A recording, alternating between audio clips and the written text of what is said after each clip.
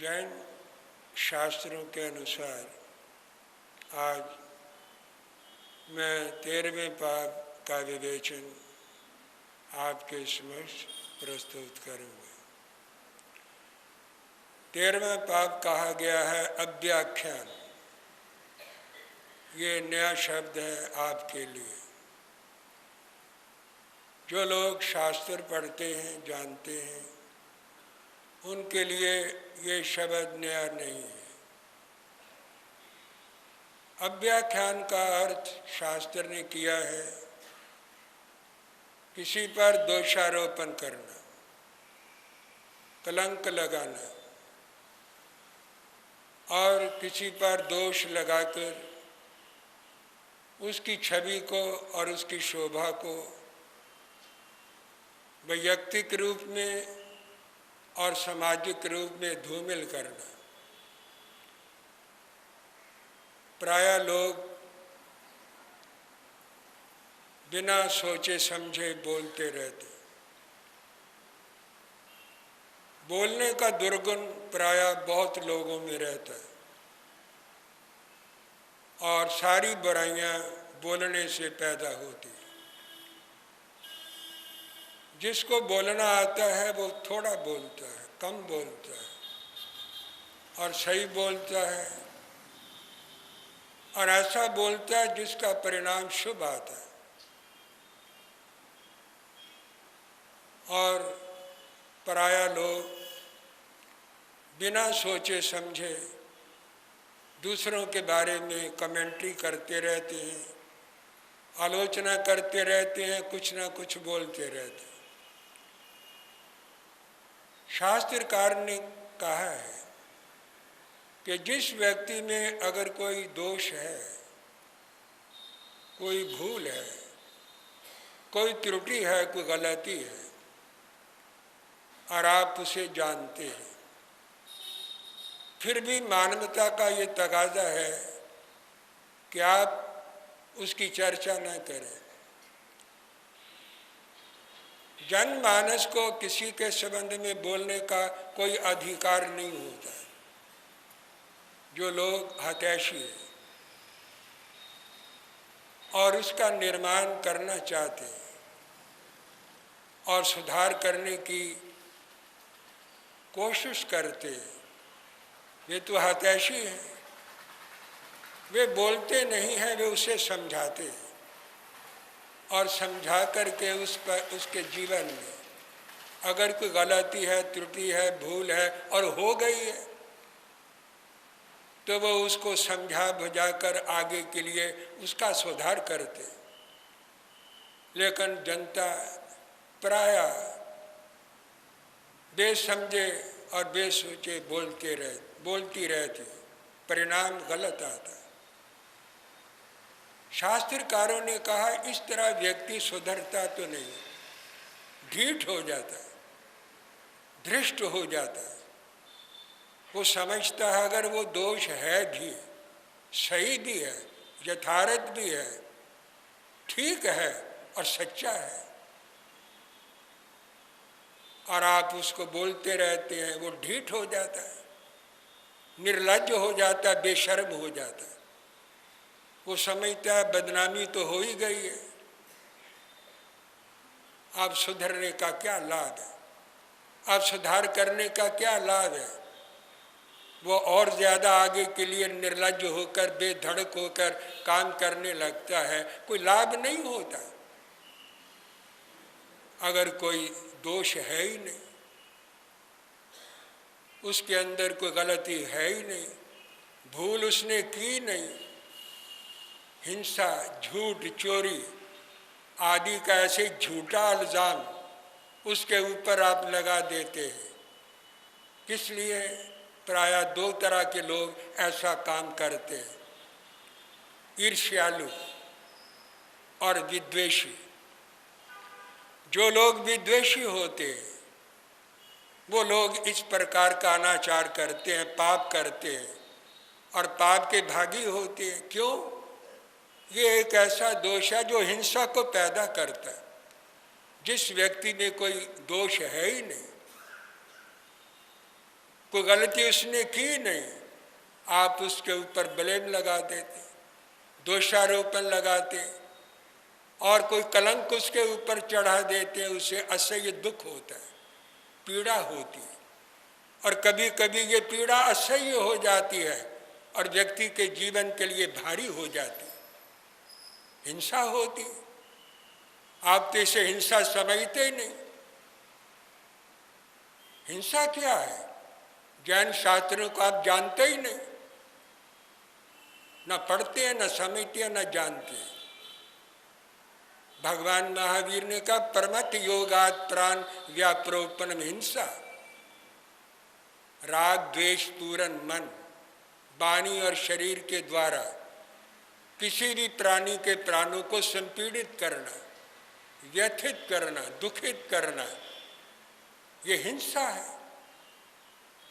प्राणों के अंदर मन भी प्राण है। अगर आप जैन दर्शन को जानते हैं तो भगवान महावीर ने कहा 10 प्रकार के प्राणों में एक मन भी प्राण है। आपके किसी कृत्य से, किसी व्यवहार से, किसी वचन से, किसी वाणी से दूसरे के मन को तकलीफ पहुंचती है। अगर वास्तव में उसमें दोष है और उसको कहने से भी तकलीफ ही पहुंचेगी, सुधार तो होगा ही नहीं। और अगर नहीं है तो असह्य तकलीफ होगी, असह्य पीड़ा होगी, असह्य वेदना होगी। ये आप हिंसा कर रहे हैं। यही हिंसा है कि आप दूसरे के मन को दुखित कर रहे हैं। अव्याख्यान इसीलिए पापों की श्रेणी में रखा गया है। शास्त्रकारों ने ऐसे ही नहीं रख दिया, खूब सोच समझ कर ये पापों की एक तालिका बनाई गई कि लोग समझें कि पाप कितनी प्रकार का होता है और किस किस प्रकार से व्यक्ति पाप का उपार्जन करता है। तो झूठा कलंक चढ़ा देना ये महापाप है, ये हिंसा है, ये दूसरे के मन को पीड़ित करना है। और ये 2 तरह के लोग करते हैं, विद्वेषी और ईर्ष्यालु। गुण भी कभी कभी दोष बन जाता है। लोग हसद करते हैं मुझसे, मेरी दुश्मन मेरी अच्छाइयाँ हैं। अगर किसी व्यक्ति में अच्छाइयाँ हैं, सद्गुण है, तो लोगों को सहन नहीं होते। बुराइयों को तो सहन लोग करते ही नहीं, लेकिन अच्छाइयों को भी नहीं करते। और वो अच्छाइयाँ भी दुश्मन बन जाती हैं और उसके कारण से भी कई लोग विरोध में खड़े हो जाते हैं। इनकी शोभा क्यों हो रही है, इनका नाम क्यों हो रहा है, इनको इज्जत क्यों मिल रही है।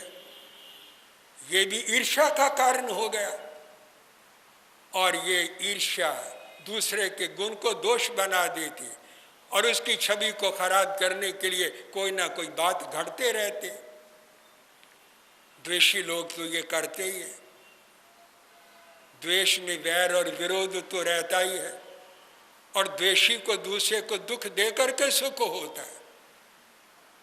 और एक और चीज है, रागी दोषम न पश्यते, द्वेषी गुणं न पश्यते। जिसको जिस व्यक्ति के प्रति राग होता है वो उसका दोष नहीं देखता, और द्वेषी जो होता है दूसरे का गुण नहीं देखता, गुण को भी दोष बना देता है। इसलिए भगवान महावीर ने मूल को पकड़ा है कि सारी दुनिया के अंदर सारे दोषों, अपराधों, सारे पापों का अगर कोई मूल है और कर्म बंधन का अगर कोई मूल है तो वो राग द्वेष है। इसीलिए जैन लोगों के लिए सामायिक एक बहुत बड़ी साधना कही गई है कि जब सामायिक आएगी राग द्वेष मंद होगा, कम होगा और धीरे धीरे निशेष हो जाएगा। तो ईर्ष्यालु और विद्वेषी लोग दूसरे के गुणों से चिढ़ करके और उनको जलील करने के लिए, अपमानित करने के लिए और उनकी छवि को धूमिल करने के लिए कोई ना कोई झूठा उनके ऊपर आरोप लगाने का प्रयत्न करते। ये पाप है, ये एक नैतिक अपराध है। कभी कभी ऐसा होता है। आदमी की आंख भी कभी गलत देख लेती, कभी कभी कान गलत सुन लेता। भगवान महावीर ने कहा, किसी व्यक्ति के बारे में जो बात आप कहते हैं वो सब प्रमाण होनी चाहिए, उसका प्रूफ, उसका प्रमाण आपके पास होना चाहिए। ऐसे तो कोई भी व्यक्ति किसी के बारे में कुछ भी बोल देगा। और ये भी विधान भगवान महावीर ने दिया है कि अगर जो व्यक्ति बोलता है, अगर वो उस दोष को साबित न कर सके, सिद्ध न कर सके, उस पाप का जो दंड है, जो पाप करने वाले को मिलता है, वो दोष लगाने वाले को देना चाहिए, ताकि आगे के लिए वो किसी के बारे में गलत ना बोले। अगर आप कोई चीज़ सिद्ध नहीं कर सकते तो फिर बोलिए मत, कीजिए वो जिससे औरों को परेशानी ना हो, कहिए वो जिससे खुद को पशेमानी ना हो। वो बात करनी चाहिए जिससे दूसरों को परेशानी ना हो, और कहना वो चाहिए जिससे खुद को पशेमानी ना हो, बाद में खुद को भी पश्चाताप ना करना पड़े। क्योंकि गलत बोलेंगे, वैर विरोध तो उसके साथ बनेगा ही बनेगा, मैत्री नहीं बन सकती, प्रेम नहीं बन सकता। साल भर आप वैर विरोध बनाते रहे, और एक वर्ष में एक दिन आ गया क्षमा याचना करने का, और वो क्षमा याचना भी ऊपर ऊपर से ही होती है, मन से तो कोई करता ही नहीं है।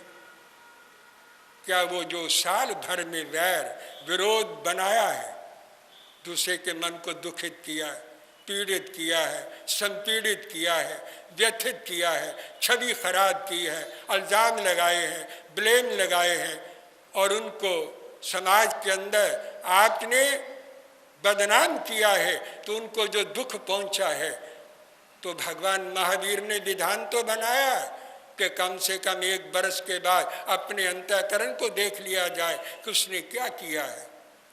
लेकिन लोग देखते नहीं, ऊपर ऊपर से क्षमा याचना होती है, तो साल भर का बना हुआ वैर विरोध एक दिन में चला जाएगा, वो नहीं जाता।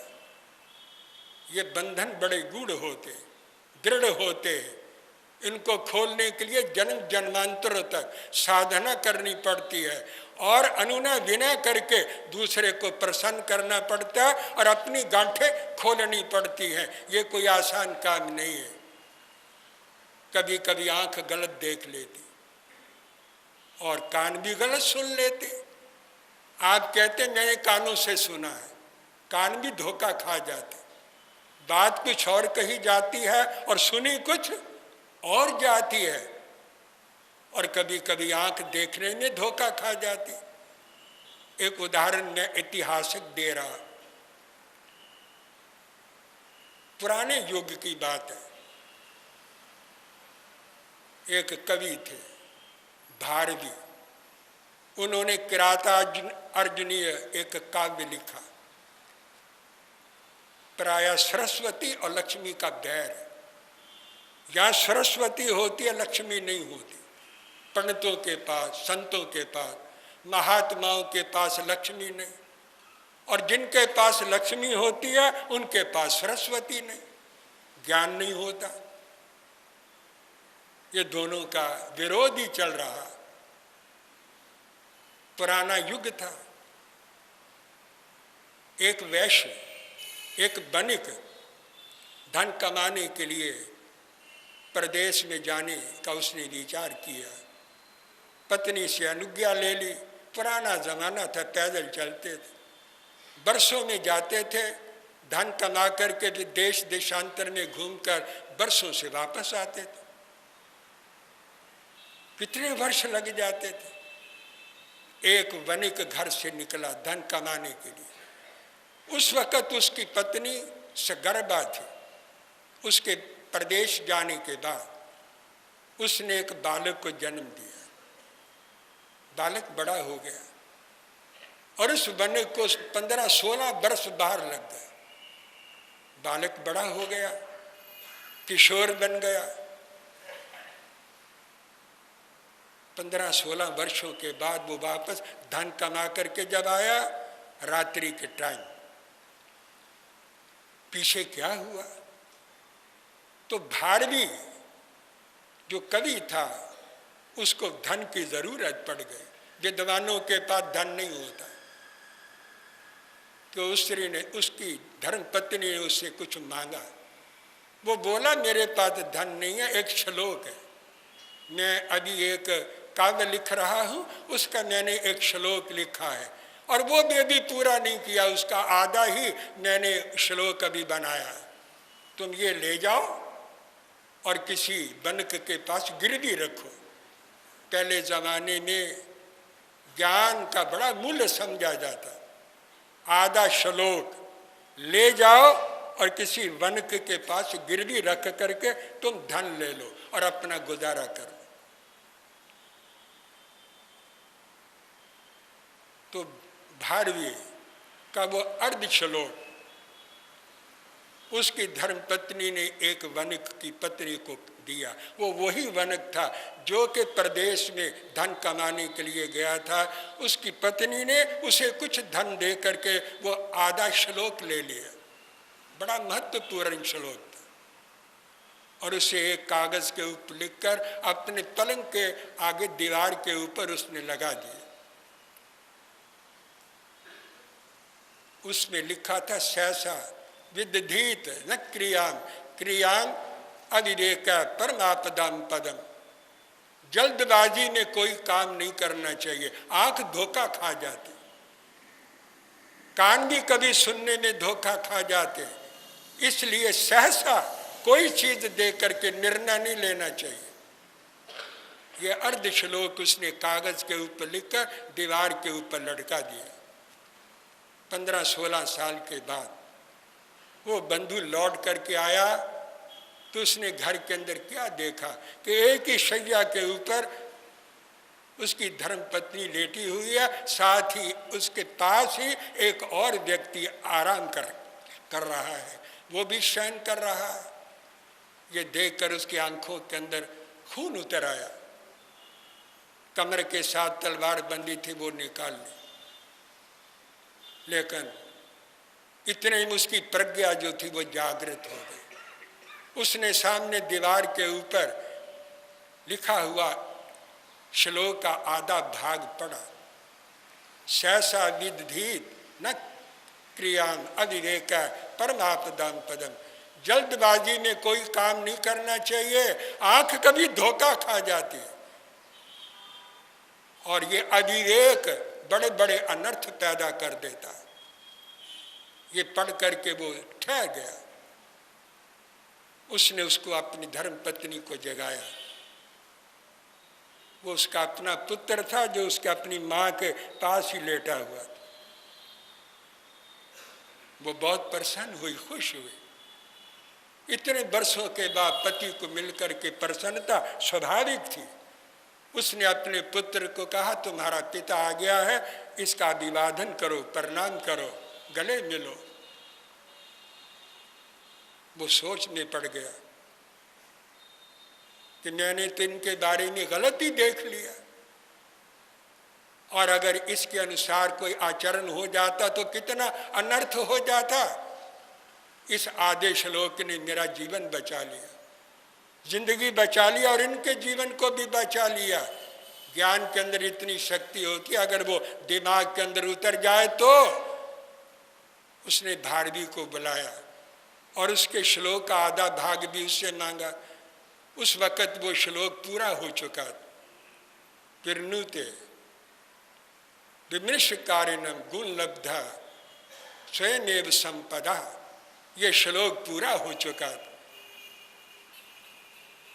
कि विचार करने वाले व्यक्ति को जो सुख और संपदाएं होती हैं वो अपने आप उसके चरणों में चली आती। जो विवेक पूर्वक, विचार पूर्वक, सोच समझ करके काम करते हैं, उनके चरणों के अंदर संपदाएं अर्थात सुख साधन अपने आप उनके चरणों के अंदर चले आते हैं। तब उसने सारा श्लोक उससे बहुत बहुमूल्य दे करके वो श्लोक खरीदा। मैं ये बात कह रहा था कभी कभी आंख धोखा खा जाती, कान कभी कभी धोखा खा जाते। आप कहते मैंने अपने कानों से सुना है, सुना हुआ कभी गलत हो जाता, कभी देखा हुआ गलत हो जाता है, कभी आंख गलत देख लेती है। उस पर भी बहुत गहराई तक, बहुत गहराई से सोच विचार करके व्यक्ति को काम करना होता है। लोग ऐसे ही बोलते चले जाते हैं, दूसरों के बारे में यूं ही आलोचना करते चले जाते और व्यर्थ का पाप इकट्ठा करते रहते। जिस भी वाणी से, वचन से, व्यवहार से दूसरे के मन को दुख पहुंचता है वो हिंसा है। भगवान महावीर ने इसीलिए इन पापों की तालिका के अंदर जो 13वां पाप कहा है वो अव्याख्यान है, अर्थात बिना सोचे समझे किसी के बारे में कोई बात नहीं कहनी चाहिए, अगर ठीक भी है तो भी नहीं कहनी चाहिए। सत्यम ब्रूयात् प्रियम ब्रूयात् न ब्रूयात् सत्यम अप्रियम प्रियम च न नृतम ब्रूयात् एष धर्म सनातन। मनुस्मृति में मनु भगवान ने कहा है सत्य बोलो, प्रिय बोलो। अगर सत्य भी है तो प्रिय होना चाहिए, अगर कोई प्रिय भी है और झूठ है तो वो कभी नहीं कहना चाहिए। सत्य भी हो और प्रिय भी हो, ये सोच करके व्यक्ति को अपने मुंह से किसी के बारे में कोई बात निकालनी चाहिए। ऐसा व्यक्ति पाप से बच सकता है, दोष से बच सकता है। जो व्यक्ति इस प्रकार से अपने जीवन में व्यवहार करता है वही दोषों से बच करके कर्म बंधन से अपने आप को बचा सकता है। बस और अधिक नहीं, विराम विश्राम ले रहा हूँ। जय अहिंसा। ओम शांति।